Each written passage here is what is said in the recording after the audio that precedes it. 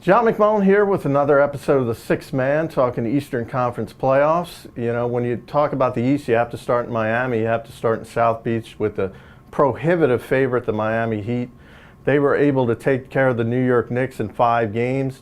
You know, probably the only surprise in that is it took the Heat an extra game to get by the Knicks. And now with the Chicago Bulls getting jettisoned by the Sixers, the Heat, already the favorite, are just, as I said, a prohibitive favorite to take the Eastern Conference. Now, Indiana, I think a lot of people dismiss this team, but this is a very talented club, very long, very lengthy, very rangy with Paul George, Danny Granger, David West, Roy Hibbert. They could give the Heat more problems than you expect simply because they have so much size, and the Heat aren't exactly the deepest team in the world. The other Eastern Conference semifinals pits the longtime rivals, Philadelphia 76ers, Boston Celtics.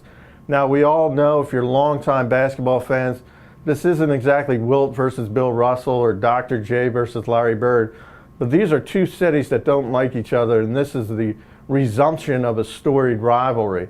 Both were the lesser seeds. Boston, number 5, goes in and beats number 4 Atlanta. The Sixers, just the 5th, 8th seed in NBA history, to take out a number 1.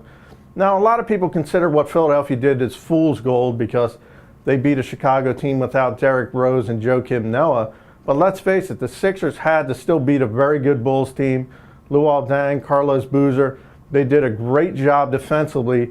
They're young and athletic. They could give the aged Celtics a little bit of problem, but you expect Kevin Garnett, Ray Allen, Paul Pierce, and that veteran leadership at some point to take over. Over in the Western Conference, San Antonio and Oklahoma City are sitting back waiting after blazing through the first round. The Spurs, looking at the Clippers or Grizzlies, two young athletic teams, but the Clippers especially are very banged up. Blake Griffin with a sprained knee, Chris Paul with a strained hip flexor. We already know Caron Butler's playing with a broken hand, and people have forgotten about Chauncey Billups, who's been out with a torn Achilles. So that's a very banged up team. The Grizzlies, on the other hand, very dominant down low with Zach Randolph, who's rounding into shape after missing nearly 40 games with a knee injury, and Marc Gasol, an all-star.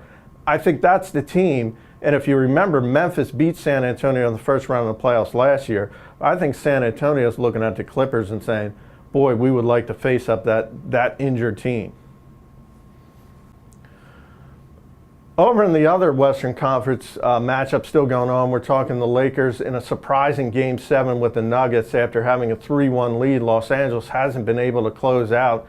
Game 7 set for Staples Center.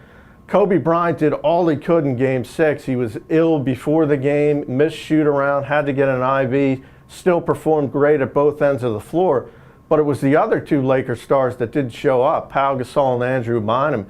In fact, Mike Brown called both players out in a surprising move for a first-year coach, especially on the verge of a Game 7.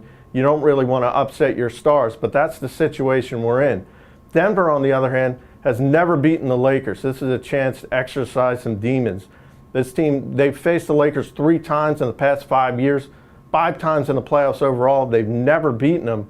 Now here's a chance for the Nuggets to get over the top of the heap. And Ty Lawson's the type of athletic player that's got to spearhead that transition game for Denver. At the end of the day, though, Game 7, Los Angeles Staples Center, you have to go with Kobe Bryant. And this is John McMullen. We'll be back with another episode of The Sixth Man next week, talking more NBA conference semifinals.